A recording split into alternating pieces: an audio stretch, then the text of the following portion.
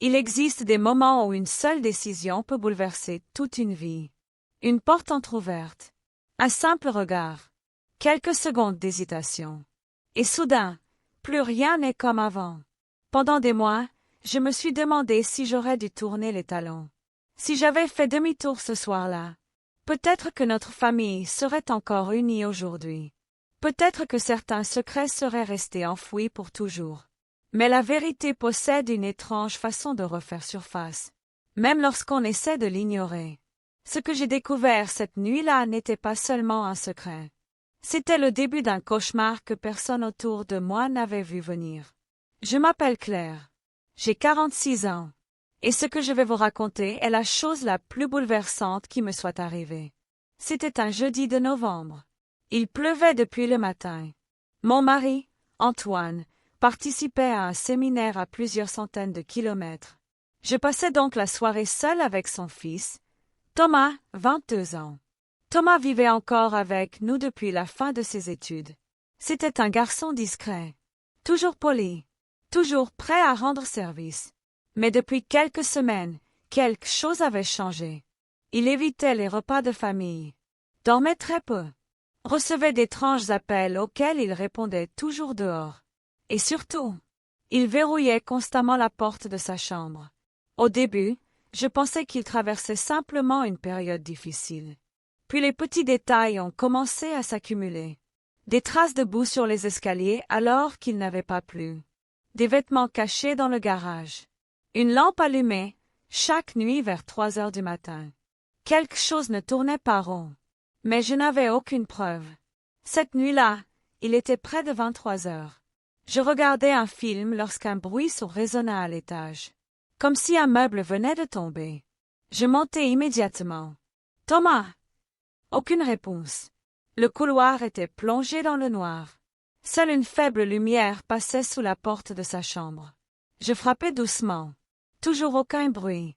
Puis j'entendis des chuchotements. Je crus d'abord qu'il parlait au téléphone. Mais il y avait 2 voix. Pourtant, je savais parfaitement qu'il était censé être seul. Mon cœur commença à battre plus vite. J'approchai lentement. La porte était entr'ouverte de quelques centimètres. Je ne devais pas regarder. Je le savais. Mais ma curiosité fut plus forte.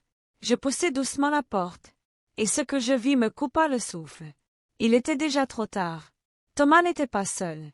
Une vieille femme était assise sur une chaise au milieu de la pièce. Elle semblait épuisée. Ses vêtements étaient trempés par la pluie. Ses mains tremblaient.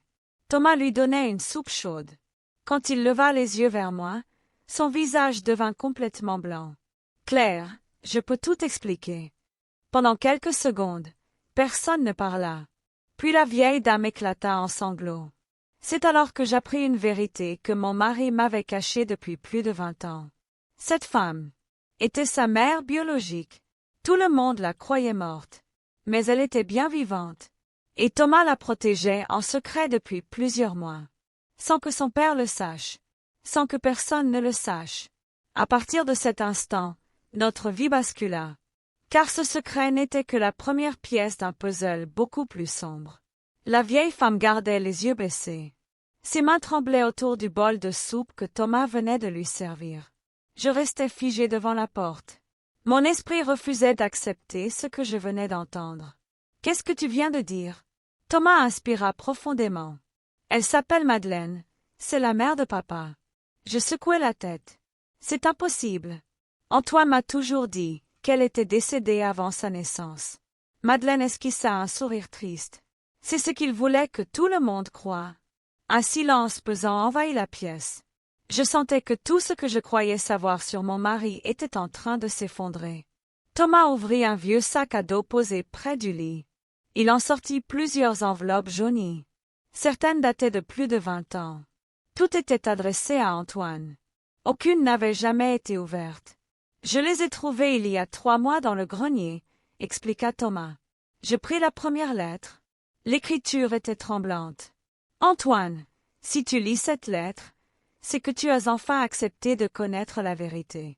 Je ne t'ai jamais abandonné. On m'a empêché de revenir vers toi. Je n'arrivais plus à respirer. Qui avait empêché cette femme de revoir son fils? Et pourquoi Antoine avait-il caché toute cette histoire? Le lendemain matin, Antoine rentra de son voyage. Il semblait fatigué. Comme toujours, il posa ses clés sur le meuble de l'entrée. « Vous êtes déjà levé? » Personne ne répondit. Thomas descendit lentement les escaliers. Madeleine apparut derrière lui. Le visage d'Antoine devint livide. Son café lui échappa des mains. La tasse se brisa sur le carrelage. Pendant plusieurs secondes, personne ne bougea. Puis Antoine murmura d'une voix cassée. « Ce n'est pas possible. » Madeleine laissa couler une larme. « Bonjour, mon fils. » Antoine fit un pas en arrière.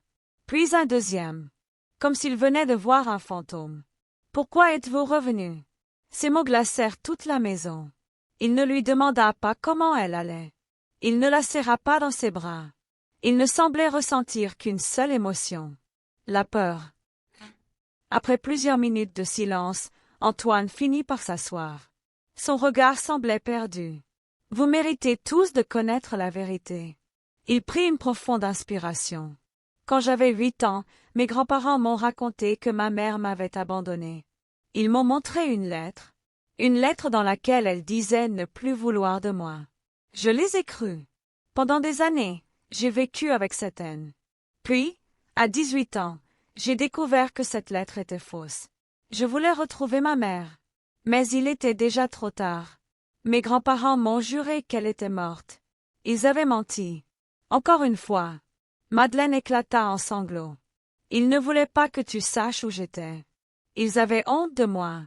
Après ton père, j'ai tout perdu. Je n'avais plus d'argent. J'ai été hospitalisée longtemps. Quand j'ai voulu revenir, ils m'ont interdit de t'approcher. » Thomas serrait les poings. Toute sa vie, il avait grandi au milieu d'un mensonge. Et moi, je réalisais que mon mari portait cette douleur depuis plus de 30 ans. Alors que nous pensions enfin tout comprendre, Madeleine demanda timidement. « Il y a quelque chose que vous devez voir. » Elle ouvrit son vieux sac. Au fond se trouvait un petit carnet noir, très usé. Les premières pages racontaient sa vie. Puis, au milieu du carnet, une phrase attira immédiatement notre attention. Astérisque, astérisque, si quelque chose m'arrive, cherchez la clé derrière la vieille horloge. Astérisque, astérisque. Nous nous regardâmes tous. Quelle clé? Quelle horloge? Madeleine pâlit. Je n'ai jamais eu le courage d'aller la récupérer. Antoine se leva d'un bond. Il connaissait exactement l'endroit dont elle parlait. La vieille maison de campagne de ses grands-parents. Une maison abandonnée depuis plus de 15 ans. Sans perdre une minute, nous décidâmes d'y aller ensemble. Nous étions loin d'imaginer que cette clé allait ouvrir bien plus qu'une simple porte. Elle allait révéler le dernier secret de notre famille. Le lendemain matin, nous avons pris la route avant le lever du soleil. Personne ne parlait. Le silence dans la voiture était plus lourd que les nuages qui annonçaient un nouvel orage.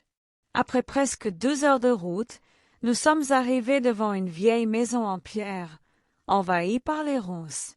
Les volets étaient fermés. Le jardin n'était plus qu'un amas d'herbe haute. Tout semblait figé dans le temps.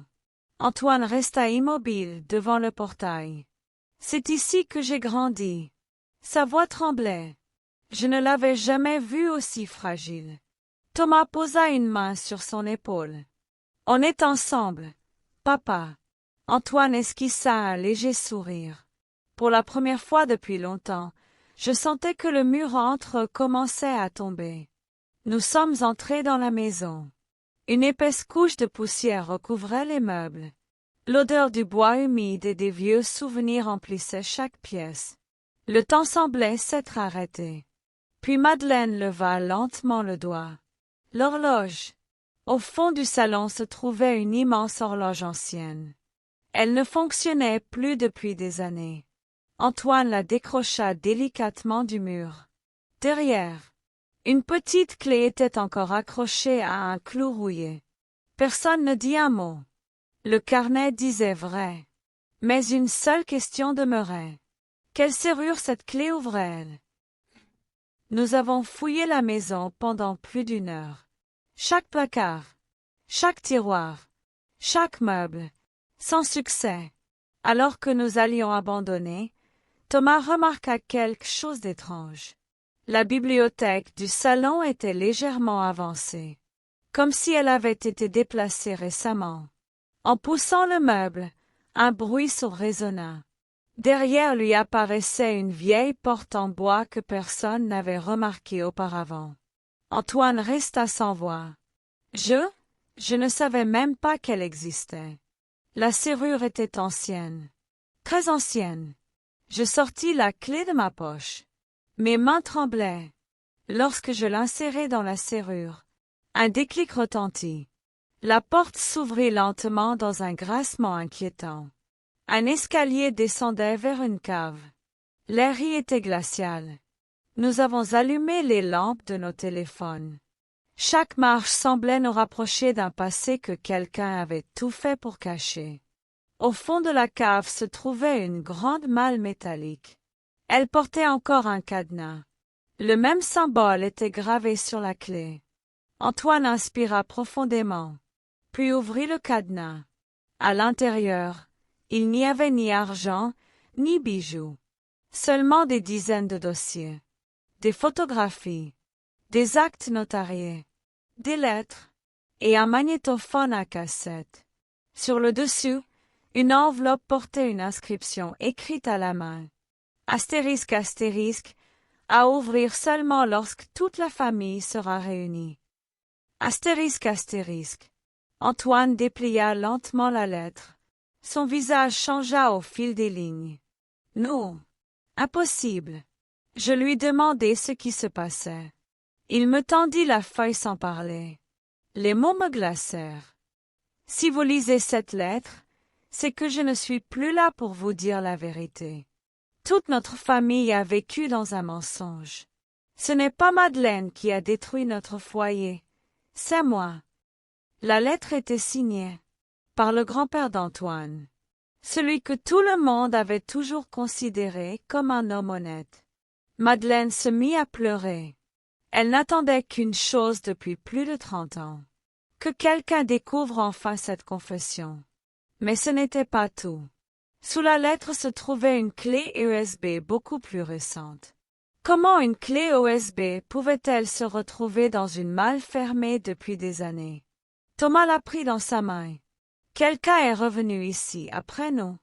Le silence tomba. Puis nous avons entendu un bruit. Un craquement. Très net. Juste au-dessus de nos têtes. Quelqu'un marchait dans la maison. Nous étions pourtant persuadés d'être seuls. Antoine éteignit immédiatement sa lampe. Nous retenions tous notre souffle. Des pas en traversaient le vieux plancher. Puis, une voix inconnue murmura. « Je savais que vous finiriez par revenir. » À cet instant, nous avons compris une chose. L'histoire de notre famille n'était pas terminée. Elle ne faisait que commencer.